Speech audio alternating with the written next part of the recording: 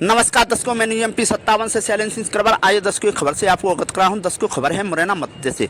दर्शकों, 2 दिन पहले मुरैना में थाना सियोनिया के अंतर्गत ग्राम मृगहान के रहने वाले भोला भदौरिया, बंटी भदौरिया की अज्ञात आरोपियों ने गोली मारकर के उनको मौत के घाट उतारा। उन दोनों आरोपियों को मैं अवैध हथियार के साथ मुरैना पुलिस ने गिरफ्तार कर घटना का खुलासा किया। घटना के खुलासे में बताया गया कि ये 2 लोग चोरी का डीजल क्षेत्र में खपाया करते थे, बेचा करते थे और उसी समय इनकी भोला भदौरिया, बंटी भदौरिया से आमना सामना हो गया। इन लोगों ने गोली मार करके उनको मौत के घाट उतार दिया।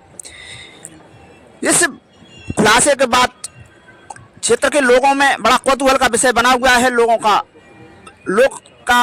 कहना है कि ये छोटी सी डीजल चोरी करने वाले दोनों आरोपियों ने भोला भदौरिया की, बंटी भदौरिया की किस तरह गोली मार करके मौत के घाट उतार दिया।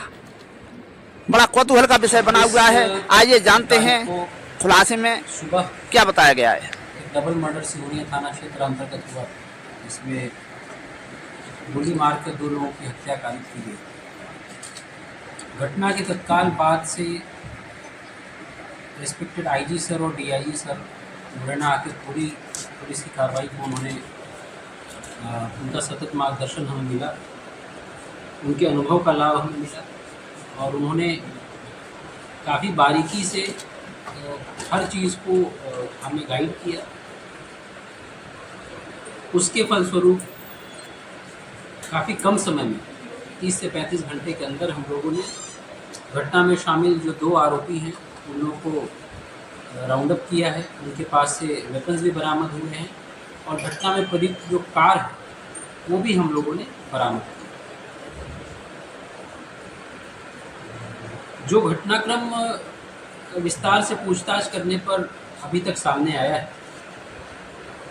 उसमें ये पता चला है कि ये जो दोनों आरोपी वीरपाल शुक्ला और दूसरा व्यक्ति गोविंद, उसका नाम क्या है?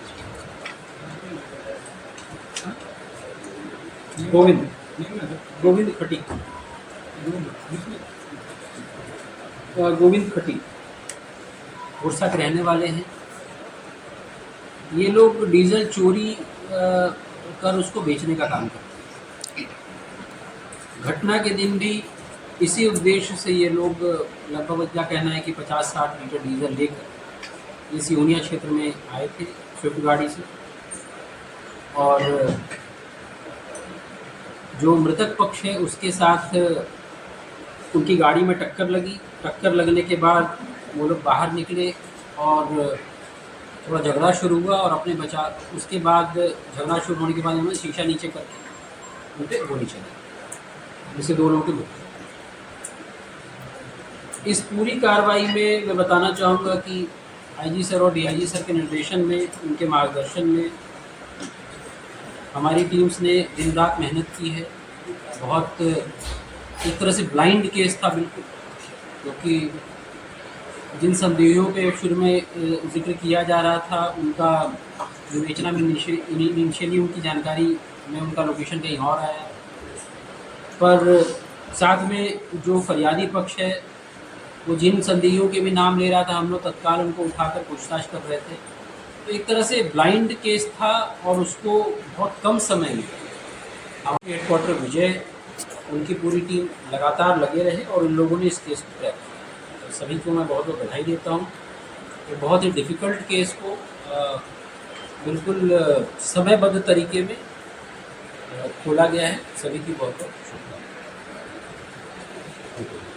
सर, सिहोनिया थाना प्रभारी है, आखिर उनको क्यों हटाना पड़ा, क्या गलती हुई?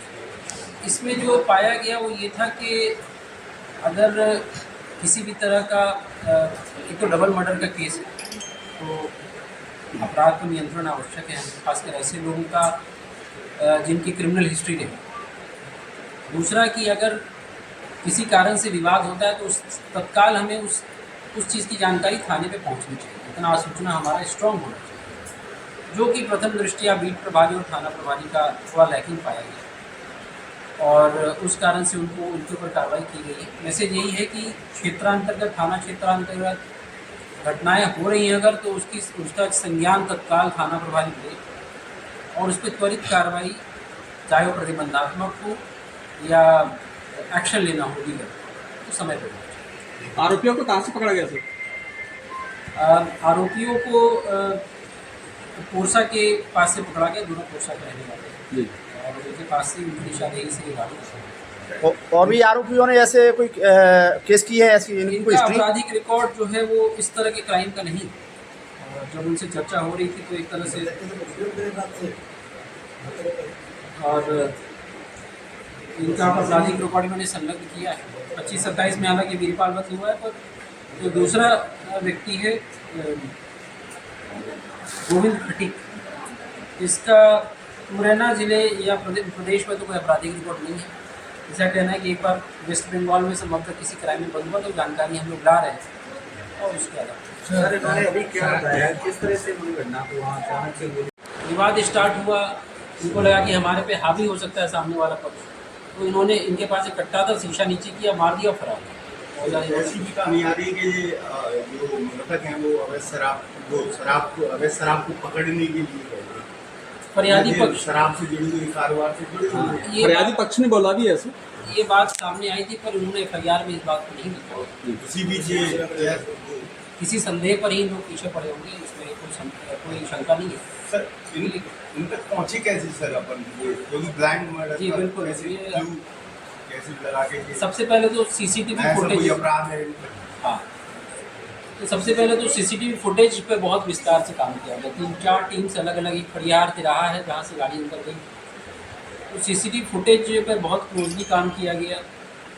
रात भर तक कोई लीड नहीं आई, 24 घंटे तक कोई लीड नहीं आई। देर रात एक लीड मिली कि यही गाड़ी अस्पताल के सामने सुबह में खड़ी होती है और उससे एक बंदा पतला सा निकलकर सब्जी खरीदता है, फल वाले से फिर हमारी टीम अर्ली मॉर्निंग, क्योंकि सभी लोग जा चुके थे सोने के लिए, अर्ली मॉर्निंग से फिर हमारी टीम्स लगी कल, और उससे फल वाले से पूछताछ किया गया तो बताया साहब 2 लड़के थे, एक दुबला पतला है, वहाँ से आप पैर टेढ़ा करके चलता है। उस एरिया के जितने भी केमिस्ट हैं, जितने भी दुकानें, जिनको केमिस्ट के पास जनरली CCTV फुटेज, उनके CCTV कैमरा रहता है, तो बनखंडी रोड पर CCTV कैमरे में ये आ गया कि ये आरोपी की गाड़ी भी दिखी और वो एक दवा खरीद रहा है। वो हमारी सबसे बड़ी लीड थी। लगभग 12-1 बजे उसका स्पष्ट चेहरा हमें दिखा, और फिर उसके बाद इमीडिएटली इसकी आइडेंटिटी ट्रेस हुई, टीम्स रवाना हुई, और बहुत मुश्किल से फिर इसको हम लोगों ने सर एक मामला सरायपुरा